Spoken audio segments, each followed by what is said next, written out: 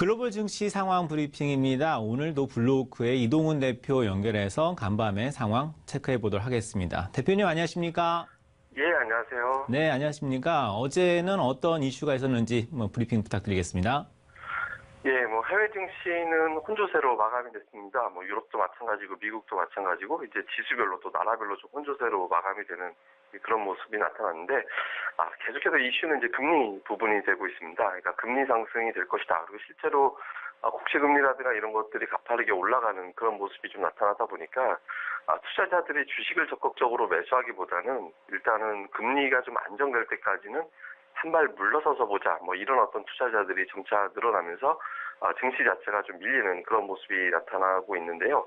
특히 이날 30년물 국채 수익률이 3.0%, 3% 돌파하는 그런 모습이 나왔고요. 10년물 같은 경우도 2.7%대 후반까지 밀고 올라가는 그런 모습이 나타났거든요. 금리가 가파르게 올라가다 보니까 투자자들은 이런 식으로 가다가는 연내 금리 인상이 4차례 이상 진행되는 것이다, 이렇게 이제 또 단정하게 되는 그런 모습이 나타나게 됐고, 금리 출렁거리게 될 때는 채권은 물론이고 주식시장, 외환시장 모두 다, 그러니까 금융시장이 모두 출렁거리는 그런 모습이 나타날 수밖에 없거든요. 그러면 투자자들은 당연히 이 부분에 대해서는 좀 신중하게 될 수밖에 없습니다. 특히 금리가 올라가게 됐을 때 기업들이 그 자금을 조달할 때 들어가는 비용이 또 증가되는 그런 모습이 나타나게 되거든요. 이렇게 되면 아무래도 또 투자가 지연될 수밖에 없고, 투자 지연은 결과적으로 또 기업들의 어떤 실적이라든가 이런 부분들에 영향을 줄 수도 있다, 이렇게 좀 확장되는 그런 어떤 재료적인 측면이 있다 보니까 금리 상승에 대해서는 이제 투자자들이 상당히 좀 우려를 하는 그런 모습이 나타났습니다. 다만 이제 다우지수는 상승하면서 마감이 되는데요. 어제와 마찬가지로 고가주, 그러니까 보잉 그리고 골드만삭스 이런 종목군들이 실적에 대한 기대감이라든가 금리 상승에 따라서 운영하는 상품에 대한 수익 기대, 이런 것들에 이제 영향을 좀 받아서 올라갔거든요. 이런 부분에 영향을 받아서 이제 다우지수는 상승했습니다만은 S&P 500이라든가 나스닥은 밀렸습니다. 특히 이제 지수가 이제 장 중반까지만 해도 이제 올라갔고, 다우지수는 큰 폭으로 올라가기도 했었거든요. 근데 시장에서는 금리라는 단어가 등장할 때마다 출렁거리는 그런 모습이 반복되고 있는데, 어쨌든 시장은 모른 것에 대한 어떤 핑계, 그러니까 오른 것에 대한 부담으로 좀 조정 보여야 될 시점에서 가장 좋은 재료로 금리를 활용하고 있다, 이렇게 좀 봐야 될 것 같습니다. 그렇지만 이제 금리 추이 자체가 장기적으로 본다면 계속해서 가파르게 올라가기도 또 쉽진 않거든요. 그러니까 미국이 정부 부채가 있고, 이 정부 부채가 계속 높아지는 가운데 금리가 올라가면 정부 입장에서도 부채에 대한 어떤 이자가 많이 나가게 됩니다. 가파르게 금리 인상이 단행되기 쉽지 않거든요. 그래서 이런 부분들 감안해 본다면 금리 상승 자체가 시장의 중기적인 방향을 바꾸기는 좀 쉽지 않다, 이런 시각이 있어서 하락폭 자체도 또 제한되는 그런 모습으로 나타났습니다. 이날 나온 지표는 대체로 무난했는데요. 그러니까 가장 관심을 모았던 것이 ISM 구매관리자 지수였는데, 예상치가 58.5였습니다. 그런데 이제 예상치를 상회하는 59.1이 나왔는데, 이 전달보다는 좀 후퇴한 거긴 합니다만은 확장세 유지하고 있고, 그리고 특히 예상치를 좀 뛰어넘는 그런 모습이 나왔다는 점에서 시장에서는 미국의 제조업 경기 자체는 큰 문제가 없다, 이렇게 또 판단하는 그런 모습이 나타났고요. 그리고 그 외 지표도 건설 지출이라든가 이런 것도 대체로 예상치에 크게 달라지는 수준으로 나오지는 않았습니다. 그래서 미국 경제 이상이 있다라기보다는 이제 금리 상승에 대해서만 집중적으로 시장에서 이제 긴장을 하는 그런 모습이 나타난 것으로 보면 될 것 같습니다.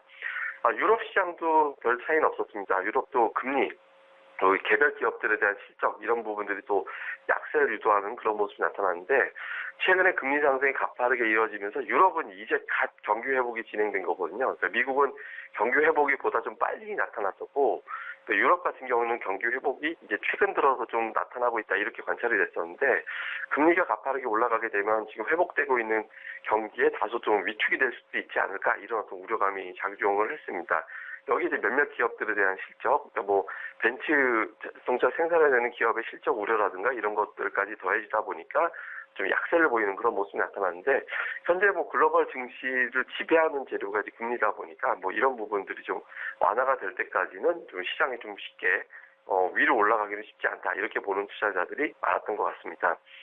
이런 부분들을 뒷받침하는 어떤 지표들도 우리가 좀 살펴봐야 되는데, 달러화가 큰 폭으로 하락했습니다.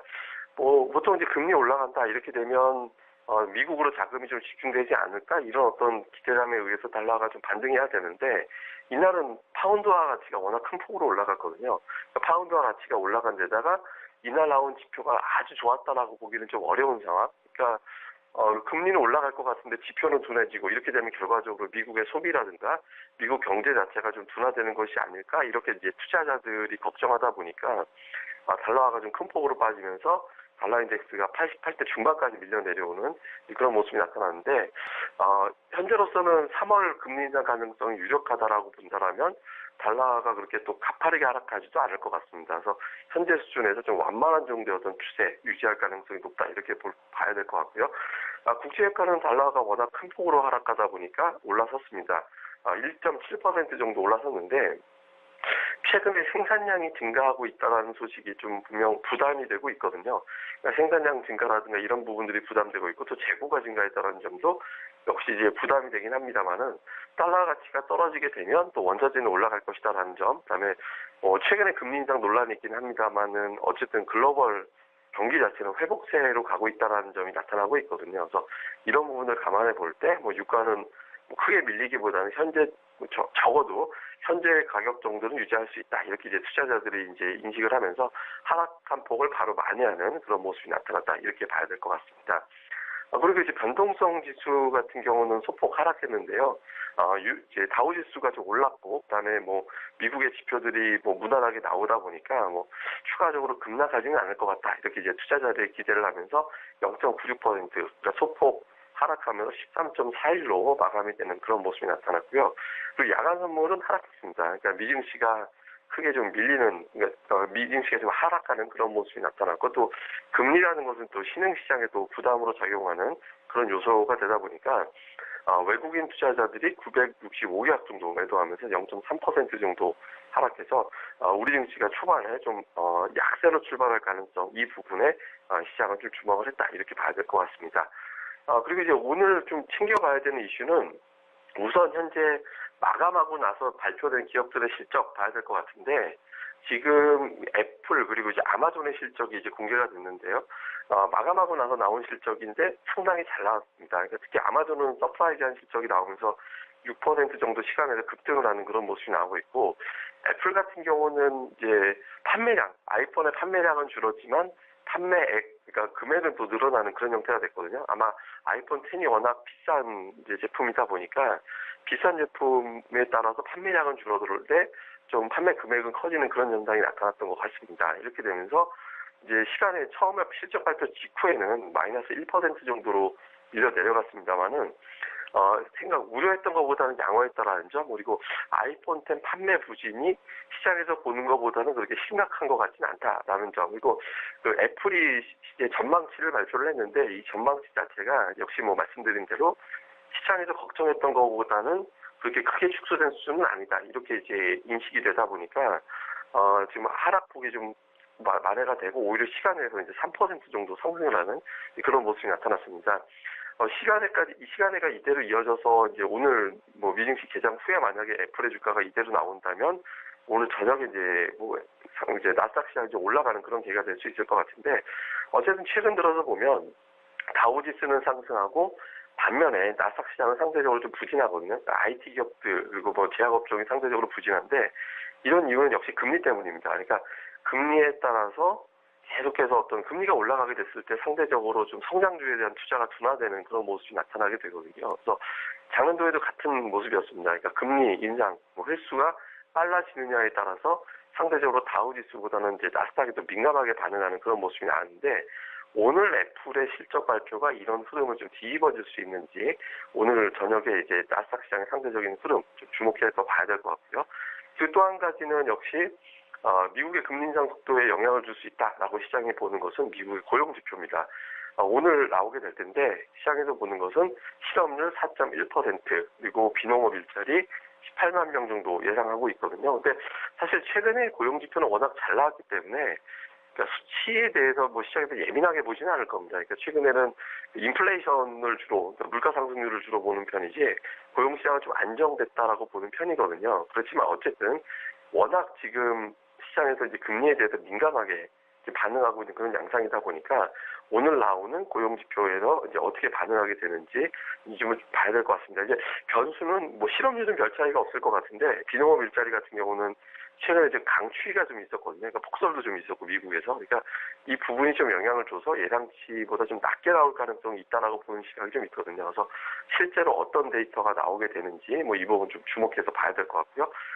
마지막으로는 그 아시아 증시 동향 좀 봐야 되는데 최근에 아시아 증시가 전체적으로 좀 약세해 보이고 있습니다. 특히 중국 증시 같은 경우는 4거래 연속해서 하락을 하는 모습이 나왔고 홍콩 증시도 4거래 중에서 3거래를 하락하면서 하락하는 날이 더 많아지고 있거든요. 그래서 그 아시아 증시가 바로미터가 될 수 있는 게 이게 이제 원자재 시장하고도 연동이 되고 그리고 또 미국 금리 인상에 따라서 외국인 투자자들의 어떤 자금이 먼저 이탈하느냐, 금리가 상승하면서 자금이 이탈되는 것이 좀 실질적으로 나타나는지 여부를 또 확인해 볼 수 있는 게 아시아 증시에 대한 어떤 외국인들의 움직임이거든요.